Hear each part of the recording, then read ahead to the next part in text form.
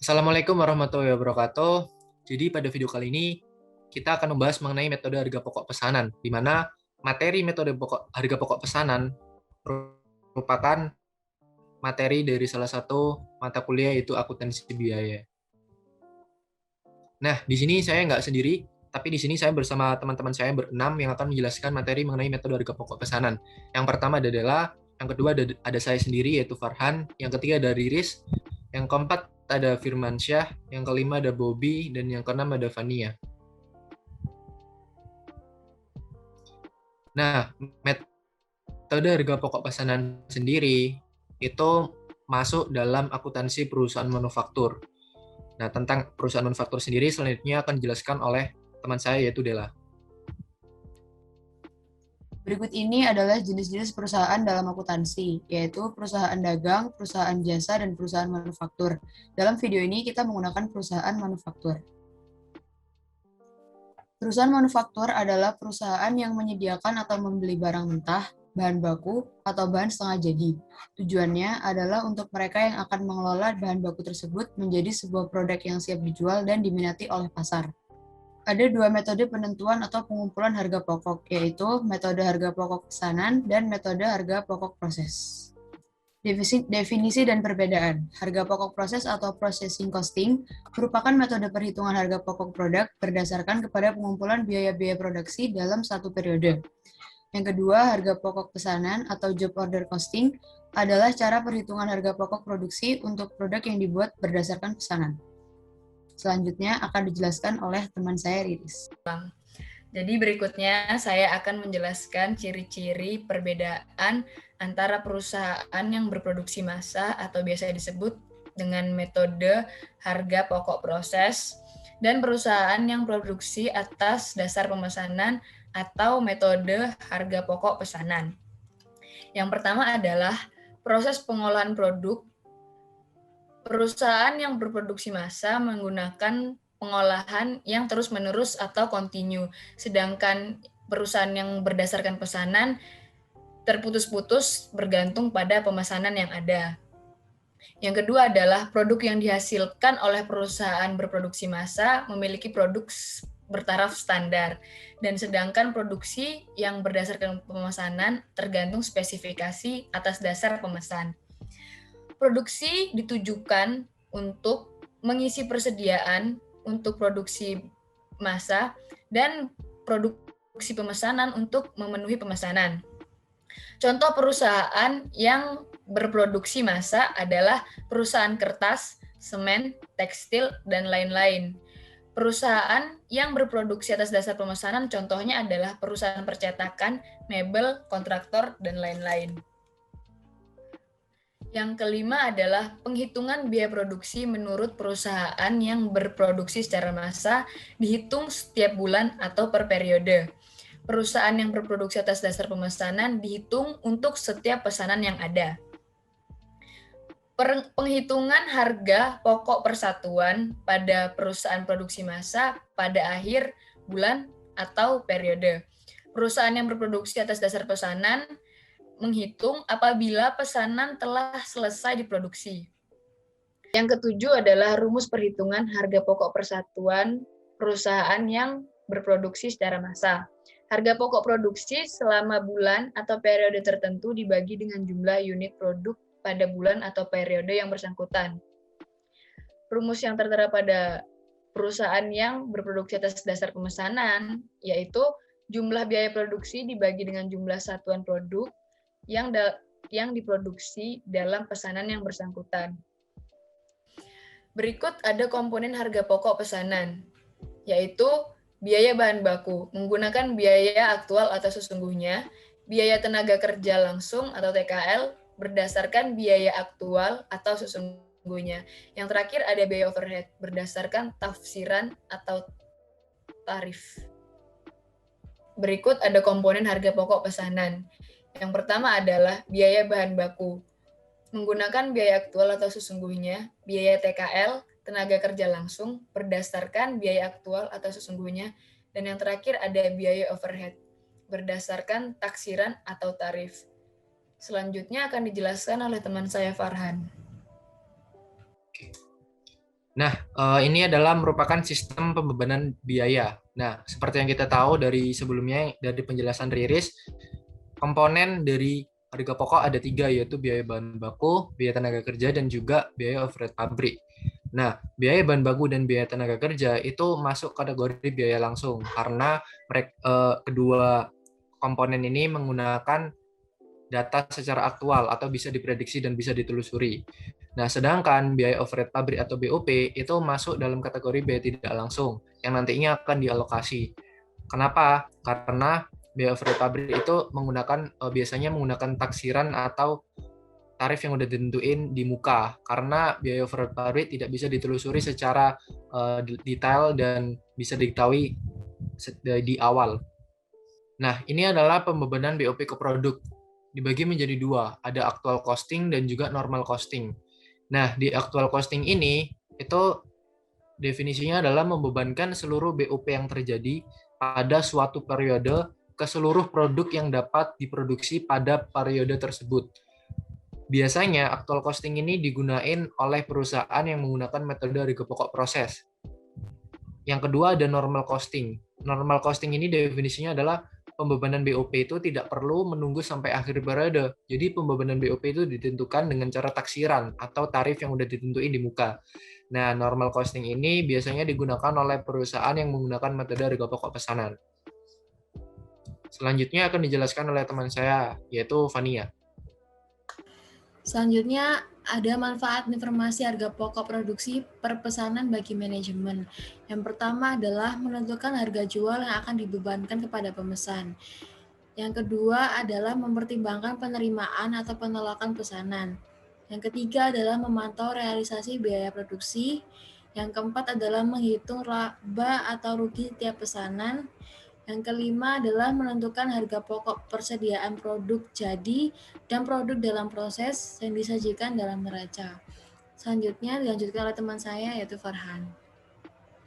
Nah, di sini bisa teman-teman perhatikan, di sini ada contoh soal.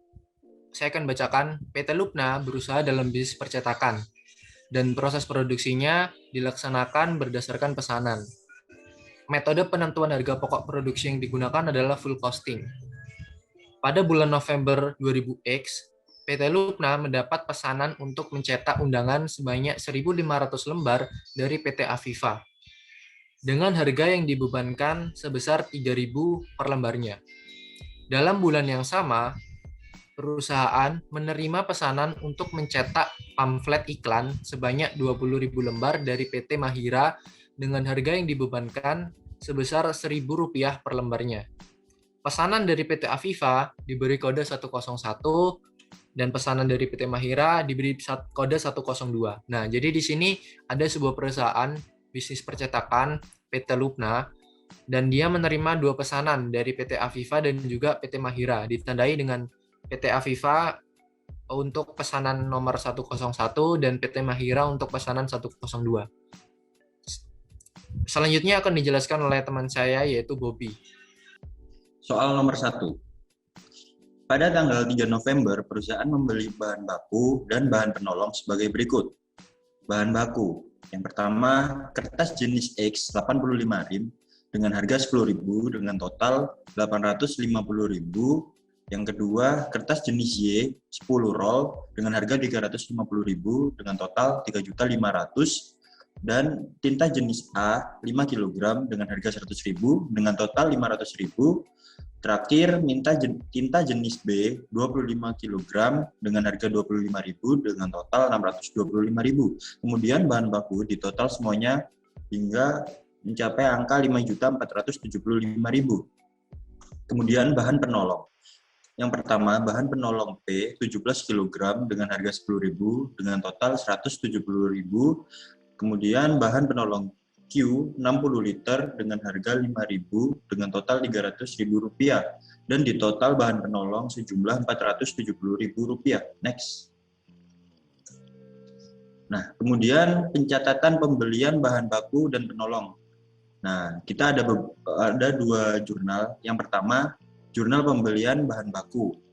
Pada sisi debit terdapat persediaan bahan baku dengan jumlah 5.475.000 Dan pada sisi kredit, utang dagang dengan harga 5.475.000. Dan yang kedua, jurnal pembelian bahan penolong. Pada sisi debit, persediaan bahan penolong dengan harga 470.000. Dan pada sisi kredit, utang dagang dengan harga Rp470.000. Nah, kenapa utang dagang? Karena memang belum dibayar oleh perusahaan dan persediaan bahan baku dan persediaan bahan penolong sudah ada di soalnya. Next. Soal nomor 2. Untuk memproses pesanan 101 dan 102, bahan baku yang digunakan adalah sebagai berikut. Pesanan 101.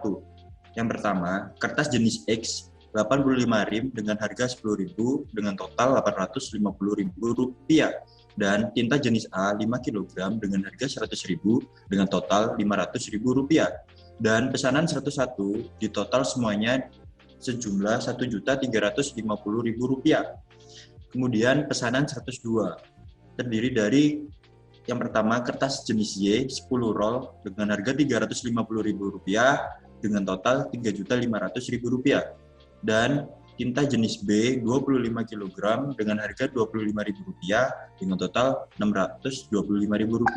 Kemudian total dari pesanan 102 adalah Rp4.125.000. Selain bahan baku, untuk memproses kedua pesanan tersebut, perusahaan menggunakan bahan penolong sebagai berikut. Yang pertama, bahan penolong P 10 kg dengan harga Rp10.000 dengan total Rp100.000. Kemudian bahan penolong Q 40 liter dengan harga Rp5.000 dengan total Rp200.000. Kemudian bahan penolong kita jumlahkan dengan hasil Rp300.000. Next. Nah, di sini ada 3 jurnal. Yang pertama, jurnal pemakaian bahan baku BDPBB 101 atau kepanjangannya biaya dalam produksi bahan baku dengan di sisi debit dengan harga Rp1.350.000. Kemudian persediaan bahan baku pada sisi kredit dengan harga Rp1.350.000. Kemudian pada sisi debit BDPBB 102 dengan total Rp4.125.000. Dan pada sisi kredit persediaan bahan baku dengan total Rp4.125.000. Kemudian jurnal kedua yaitu jurnal pemakaian bahan penolong. BOP sesungguhnya pada sisi debit dengan total Rp300.000 dan pada sisi kredit persediaan bahan penolong dengan total Rp300.000. Nah, BOP ini dihasilkan dari soal yaitu penjumlahan atas bahan penolong Q dan bahan penolong P. Kemudian yang terakhir yaitu jurnal pembayaran bahan baku. Pada sisi debit, utang dagang dengan harga Rp5.475.000 dan pada sisi kredit, kas dengan harga Rp5.475.000. Selanjutnya akan dijelaskan kepada teman saya, Riris. Selanjutnya, nomor 3. Diketahui biaya tenaga kerja yang dikeluarkan oleh Departemen Produksi sebagai berikut. Upah langsung pesanan 101 sebesar Rp900.000, upah langsung pesanan 102 sebesar Rp5 juta, dan upah tidak langsung sebesar Rp3 juta. Jumlah upah yang ada adalah Rp8.900.000. Gaji karyawan bagian administrasi dan umum sebesar Rp4 juta, gaji karyawan bagian pemasaran sebesar Rp7.500.000. Jumlah biaya tenaga kerja sebesar Rp20.400.000. Catatan biaya tenaga kerja. Jurnal pencatatan biaya tenaga kerja terutang. Gaji dan upah di debit sebesar Rp20.400.000. Utang, gaji dan upah di kredit sebesar Rp20.400.000. Selanjutnya ada jurnal pencatatan distribusi biaya tenaga kerja. Yang pertama adalah BDP BTKL 101 di debit sebesar Rp900.000 dan BDP BTKL 102 di debit sebesar Rp5 juta. Hal tersebut tertera di soal yang paling atas. Selanjutnya ada BOP sesungguhnya di debit sebesar Rp3 juta. BOP sesungguhnya pada soal tertulis upah tidak langsung sejumlah Rp3 juta. Selanjutnya di debit masih ada biaya pemasaran sebesar 7.500.000 dan biaya administrasi dan umum sebesar 4 juta. Jadi gaji dan upah di kredit sebesar 20.400.000.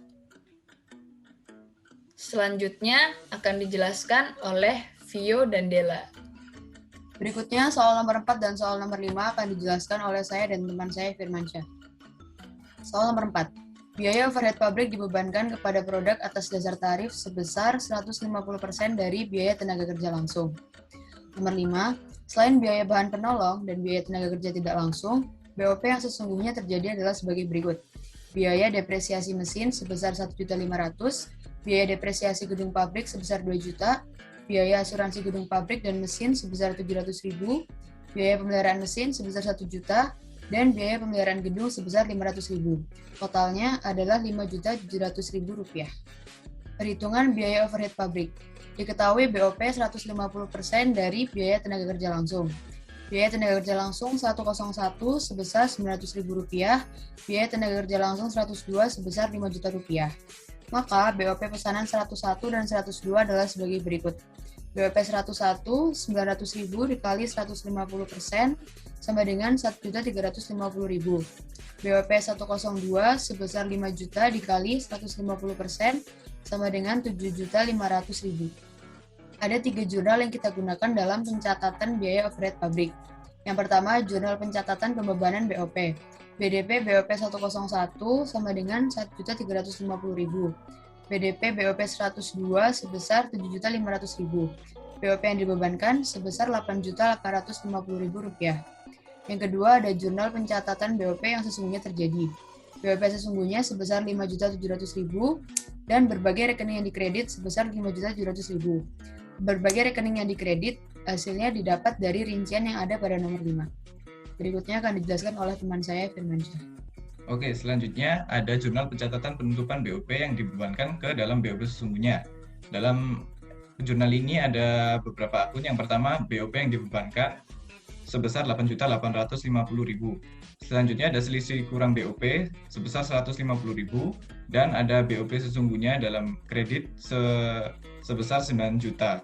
Lalu ada HPP sebesar 150.000 dan selisih kurang BOP sebesar 150.000 juga. Untuk perhitungan BOP yang dibebankan dan selisih kurang BOP, atau lebih tepatnya untuk mendapatkan selisih kurang BOP ini, akan saya jelaskan di next slide. Berikut ini perhitungan selisih BOP. Rumusnya adalah selisih BOP sama dengan BOP yang dibebankan dikurangi BOP sesungguhnya. Berikut ini perhitungannya. Bagaimana kita dapat tiga angka ini, 300.000, 3 juta, dan 5.700.000 ini? Yang pertama 300.000, kita dapatkan dari akun BOP sesungguhnya pada jurnal pemakaian bahan penolong. Selanjutnya ada 3 juta ini, nominal 3 juta, kita dapatkan dari akun BOP sesungguhnya yang ada dalam jurnal pencatatan distribusi biaya tenaga kerja.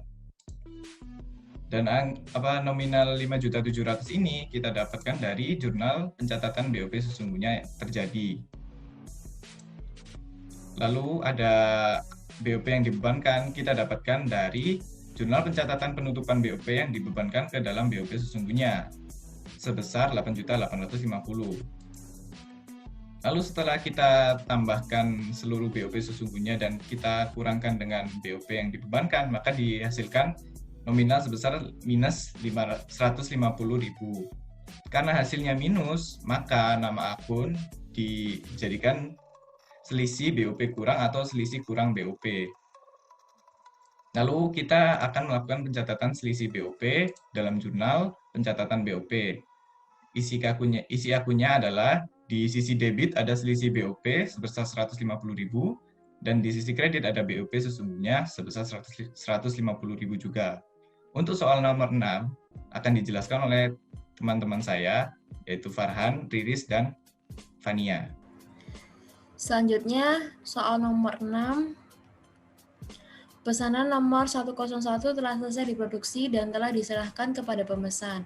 Sementara pesanan 102 sampai akhir periode belum selesai dikerjakan dan masih dalam proses pengolahan. Selanjutnya ada pencatatan harga pokok produk jadi 101 dan harga pokok produk dalam proses 102. Jurnal pencatatan harga produk jadi yaitu persediaan produk jadi di debit sebesar 3.600.000 dan BDP BBB di kredit sebesar 1.350.000. Lalu ada BDP BTKL sebesar 900.000 di kredit. Lalu ada BDP BOP di kredit sebesar 1.350.000. Selanjutnya ada jurnal pencatatan harga pokok produk dalam proses. Persediaan produk dalam proses di debit sebesar 16.625.000. Selanjutnya ada BDP BBB di kredit sebesar 4.125.000. Lalu ada BDP BTKL di kredit sebesar 5 juta. Lalu ada BDP BOP di kredit sebesar 7.500.000. Lalu ada pencatatan HPP dan pendapatan penjualan dari pesanan 101. Lalu jurnal pencatatan harga pokok produk yang dijual. Harga pokok penjualan di debit sebesar 3.600.000. Selanjutnya persediaan produk jadi di kredit sebesar 3.600.000. Lalu jurnal pencatatan pendapatan penjualan produk, ada piutang dagang di debit sebesar 4.500.000 dan penjualan di kredit sebesar 4.500.000. Selanjutnya ada pencatatan penyerahan barang pesanan ke pemesan, yaitu jurnal penyerahan barang pesanan ke pemesan, ada piutang dagang di debit sebesar 4.500.000. Selanjutnya penjualan di kredit sebesar 4.500.000. Dan harga pokok penjualan di debit sebesar 3.600.000. Lalu persediaan produk jadi di kredit sebesar 3.600.000. Selanjutnya dilanjutkan oleh teman saya Farhan dan Vio.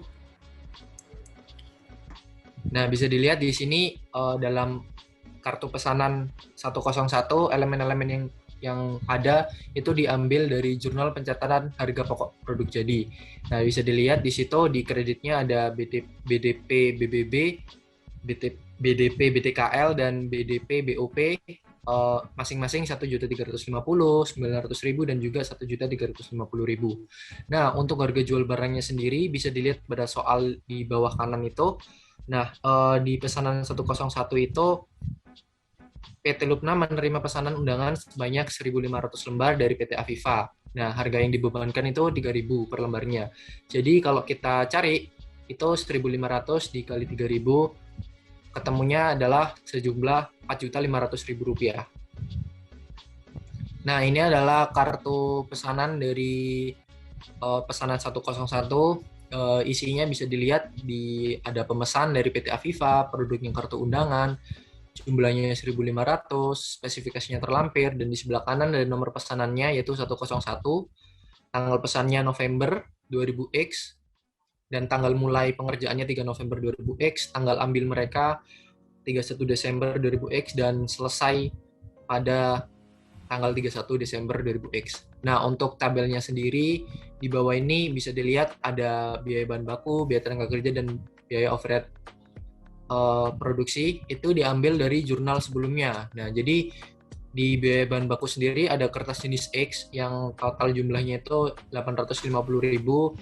Lalu ada juga tinta jenis A yang totalnya 500.000. Dengan kalau kita total itu totalnya 1.350.000. Nah, di biaya tenaga kerja ada 900.000 itu diambil dari jurnal sebelumnya juga. Dan di BOP juga itu sejumlah 1.350.000 itu juga diambil dari jurnal sebelumnya yang biaya produksinya. Selanjutnya ada bawahnya itu kita mencari laba kotornya. Nah, untuk mencari laba kotor itu kita harus mengetahui penjualannya berapa, lalu biaya produksinya berapa. Nah, di penjualan kan kita udah menghitung tadi di awal 1.500 dikali 3.000. Nah, itu ketemunya Rp4.500.000 untuk penjualannya. Nah, biaya produksinya dari tabel kita dapatkan 1.350.000 untuk biaya bahan baku, biaya tenaga kerja langsung 900.000, biaya overhead pabrik 1.350.000, dan jika ditotal biaya produksinya sebesar 3.600.000. Nah, ketemu laba kotornya dari penjualan dikurangi biaya produksi, yaitu 4.500.000 dikurangi 3.600.000. Ketemu yaitu 900.000 rupiah untuk laba kotornya. Nah, di sini kenapa kok kita menuliskan laba kotor? Karena kalau kita ingin menuliskan laba bersih, itu kita harus mengetahui pajaknya terlebih dahulu. Nah, berhubung pada soal itu tidak diketahui pajaknya berapa, maka kita tidak bisa menuliskan secara konkret berapa laba bersih yang didapatkan. Jadi kita hanya menuliskan laba kotor sebagai bentuk karena tidak adanya pajak yang diketahui. Nah, selanjutnya untuk pesanan 102 akan dilanjutkan oleh teman saya, yaitu Vio. Oke, untuk pesanan 102, sebelumnya kenapa kita tetap membuat kartu harga pokok pesanan 102, sedangkan pesanan 102 itu belum selesai. Pada soal nomor 6 sudah dijelaskan bahwa pesanan 102 itu belum selesai diproduksi sampai akhir periode. Kita tetap membuat kartu harga pokok pesanan karena harga jual barangnya sudah diketahui. Kalau belum diketahui, maka kita tidak bisa membuat kartu harga pokok pesanan dan hanya bisa membuat jurnal. Di sini bisa dilihat biaya-biaya yang dikeluarkan untuk pesanan 102, ada BDPBB atau biaya bahan bakunya sebesar 4.125.000, lalu ada biaya tenaga kerja langsungnya sebesar 5 juta, dan ada biaya overhead pabriknya sebesar 7.500.000. Dan harga jual barangnya juga sudah diketahui. PT Mahira memesan 20.000 lembar, lalu harga jual per lembarnya ada 1.000 per lembar, maka total harga jualnya itu adalah 20 juta.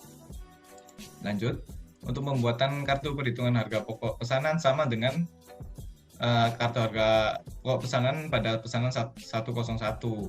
Isinya ada pemesan, produk, jumlah, spesifikasi, nomor pesanan, tanggal mulai. Tanggal ambil dan selesainya dikosongi karena memang pesanan 102 ini belum selesai dan belum diambil. Lalu pada tabelnya ada biaya bahan baku.